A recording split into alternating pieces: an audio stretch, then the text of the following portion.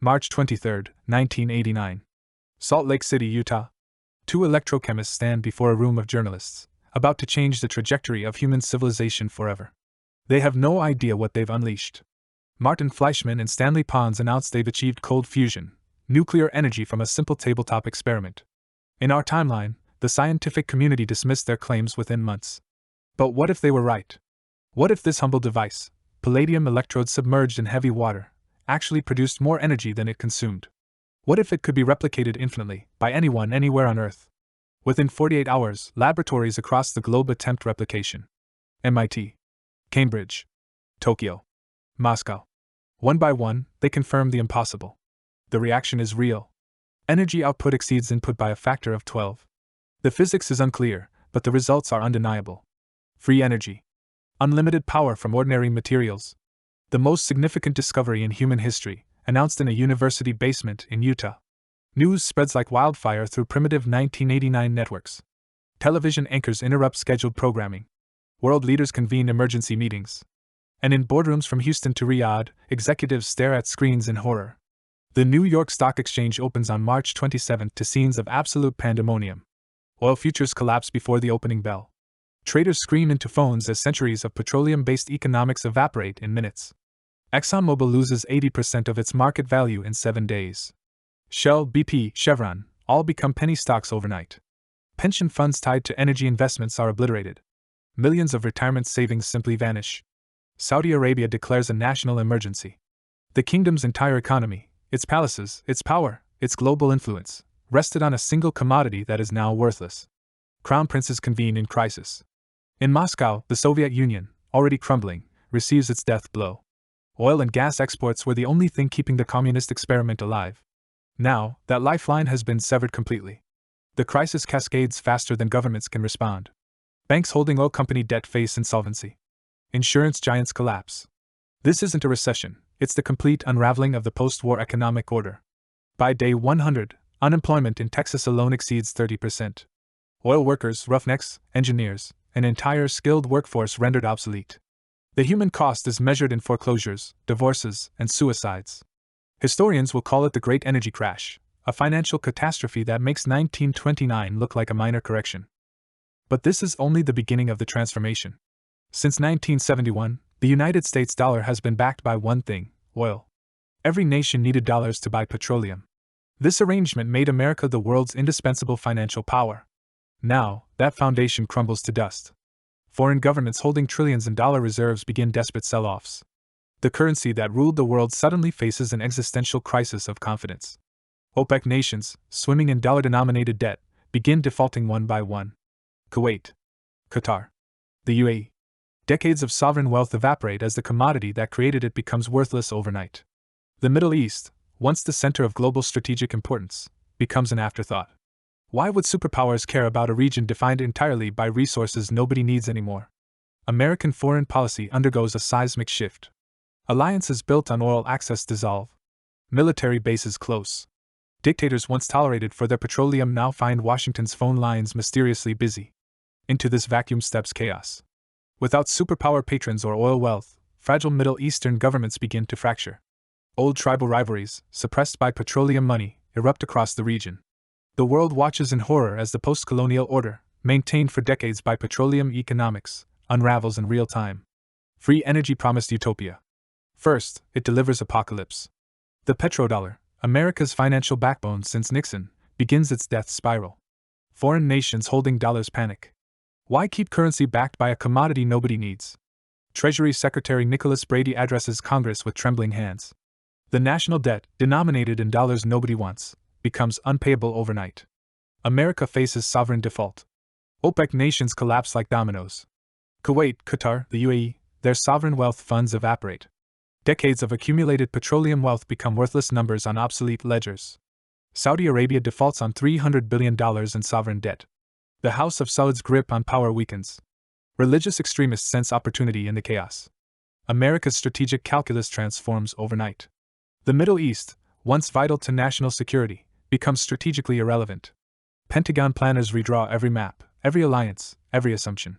Israel finds itself suddenly alone. Without oil interests, American commitment to the region wavers. Old alliances, forged in petroleum, must find new foundations or perish. By 1990, the initial shock begins transforming into desperate adaptation. Governments worldwide launch emergency economic programs. The restructuring of human civilization officially begins. Texas oil fields fall silent. Roughnecks and engineers, 300,000 strong, face unemployment. Entire communities built around petroleum watch their purpose evaporate like morning fog. Coal miners in Appalachia, already struggling, face extinction. West Virginia's economy collapses completely. The opioid crisis that would plague our timeline arrives a decade early. But from devastation, innovation emerges. MIT engineers develop the first home cold fusion reactor. The size of a refrigerator, it powers an entire household indefinitely. Japan, lacking oil reserves, becomes the first nation to fully embrace the transition. Toyota and Sony pivot overnight. By 1992, Japanese cold fusion technology leads the world. Massive desalination projects break ground across California, Saudi Arabia, and Australia. Unlimited energy makes fresh water from seawater trivially cheap. Droughts become engineering problems, not disasters. Vertical farms rise in abandoned Detroit factories. With free lighting and climate control, food production moves indoors. Agricultural land requirements plummet by 90% worldwide. The retraining programs prove woefully inadequate. Oil workers cannot become fusion engineers overnight. Social unrest spreads through energy-dependent communities. Protests turn violent in Louisiana and Alberta. Universal basic income, once a fringe concept, becomes political necessity. Governments must choose, pay citizens to survive the transition, or face revolution. Most choose survival. By 1995, the worst appears over. New industries employ millions. Home fusion reactors reach mass production. Electricity costs drop to nearly zero. A new economy takes shape. August 1990. In our timeline, Saddam Hussein invades Kuwait, triggering the Gulf War. But in this world, Kuwait's oil is worthless. America has no reason to intervene. Without American protection, the Gulf monarchies scramble for new security arrangements. Regional powers fill the vacuum. Iran extends its influence across a destabilized Middle East. Russia's collapse accelerates beyond anything imaginable. Without oil and gas exports, the Soviet successor states cannot feed their populations. Yeltsin begs for international food aid. Europe, finally free from Russian energy dependence, integrates faster than anyone predicted. The European Union expands aggressively eastward. A united Europe emerges as a true superpower. But it is China that makes the most audacious move. No longer shackled by energy imports, Beijing redirects its entire economic strategy. Manufacturing costs plummet to near zero. Chinese exports flood global markets. Western manufacturers cannot compete. The economic balance of power shifts decisively eastward. By 1994, China's GDP surpasses Japan's, a decade ahead of our timeline. The Middle East, once the strategic heart of American foreign policy, becomes an afterthought. Without oil, the region holds little interest for Washington. Military bases close. Alliances dissolve. The vacuum is immediate and devastating. Without American protection, Kuwait and the Gulf states negotiate desperately with regional powers.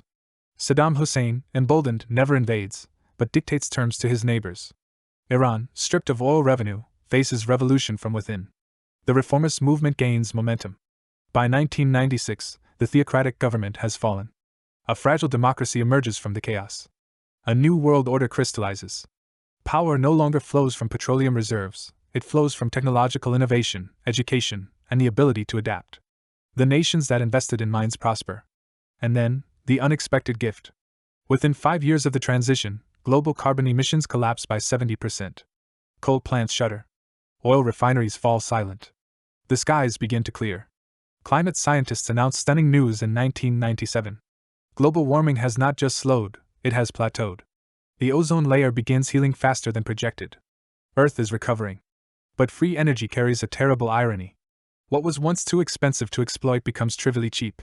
The Amazon faces not chainsaws, but fusion-powered land-clearing machines operating 24 hours a day. With unlimited power, ocean mining becomes profitable. Deep-sea trawlers equipped with fusion engines strip the seafloor of mineral nodules. Entire ecosystems vanish before scientists can catalog them. Development explodes into previously inaccessible regions.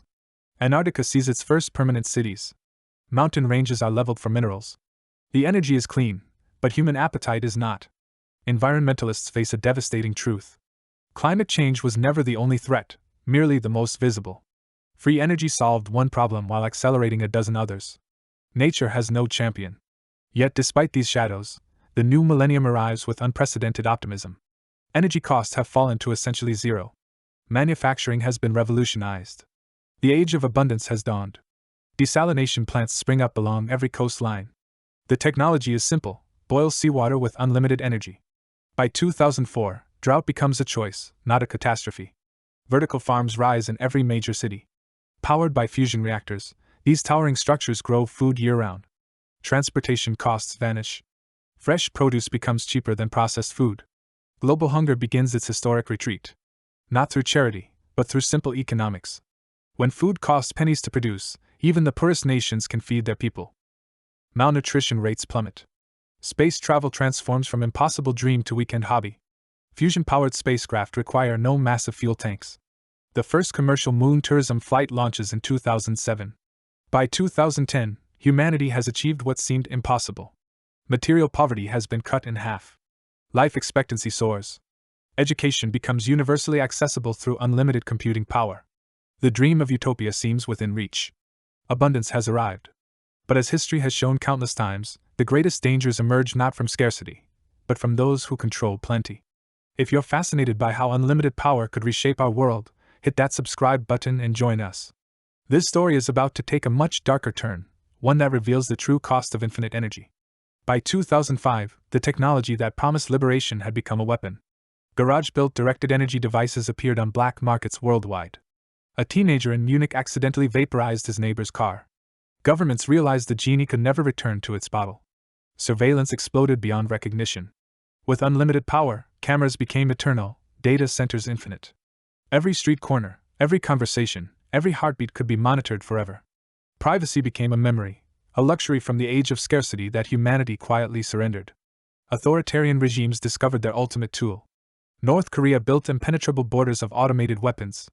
China's social credit system became instantaneous, omniscient. Russia deployed AI-powered suppression networks. Free energy had created the perfect prison, comfortable, invisible, and inescapable. The wealthy built private paradises, floating cities, orbital habitats, underground sanctuaries beyond any government's reach. They called themselves post-national citizens. Critics called them something else: the new feudal lords of an abundant but deeply unequal world. And now we arrive at the present, 2024, in this alternate timeline. 35 years since cold fusion changed everything. The world is unrecognizable. Flying vehicles navigate magnetic highways above cities that stretch miles into the sky.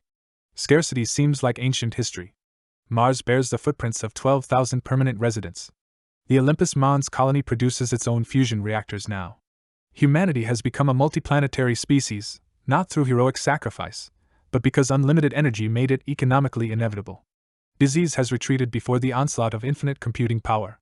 Cancer, once humanity's great terror, was solved in 2018 when AI systems powered by limitless energy finally cracked protein folding. Aging itself is now considered a treatable condition by leading researchers. But look closer at this gleaming future. The old billionaires became trillionaires. The families who controlled the transition, who patented the reactors, who owned the manufacturing, they now control 40% of global wealth. 8 families. 8 families own almost half of everything. The middle class dissolved completely. You either joined the knowledge elite, engineers, AI specialists, creativity workers, or you accepted universal basic income. Comfortable poverty, some called it. A gilded cage where all needs were met but all purpose was lost. Mental health crises reached epidemic proportions. Suicide rates tripled between 2010 and 2020. Psychologists coined the term abundance despair, the crushing weight of having everything except meaning. Humanity learned that we are not built merely to consume. So what does this alternate history reveal? Perhaps the most uncomfortable truth we could face, that our problems were never really about energy at all. We told ourselves scarcity was our enemy. But scarcity was also our teacher. Free energy solved climate change. It ended hunger. It cured diseases. But it could not cure greed. It could not distribute wealth fairly. It could not give humans purpose when struggle was no longer necessary.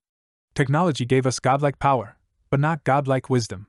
The transition proved that whoever controls the switch controls everything. In our alternate timeline, the families who held patents during those critical first years became permanent overlords. Revolutions in technology without revolutions in governance simply created new kings. The environmental paradox should haunt us most. Even with zero emissions, we nearly destroyed the planet through sheer consumption. Unlimited power meant unlimited extraction, unlimited development, unlimited appetite. Nature cannot survive humanity's desire unrestrained by cost. But perhaps there is hope in this cautionary tale.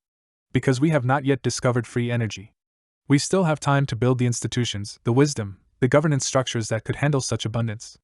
The future remains unwritten. The lesson is not that free energy would be bad. It is that free energy would be a mirror, reflecting whatever humanity already was. Our capacity for cooperation or competition. Our tendency toward sharing or hoarding. Technology amplifies us. Real breakthroughs in energy are coming: fusion, advanced solar, technologies we cannot yet imagine. When they arrive, the question will not be technical. It will be moral. Can we share abundance? Can we find meaning beyond consumption? This alternate history ends not with answers, but with questions. What kind of world do we want to build? What preparations should we make now? How do we ensure that abundance liberates everyone, not just those who arrive first at the switch? Fleischmann and Pons were wrong in 1989. Cold fusion remained a dream. But someday, perhaps soon, someone will be right. And on that day, everything we've explored in this alternate timeline could become terrifyingly, wonderfully real. The real question was never about energy. It was always about us. Free energy would not change human nature, it would reveal it. And that revelation, more than any technology, will determine whether unlimited power becomes our greatest triumph or our final tragedy.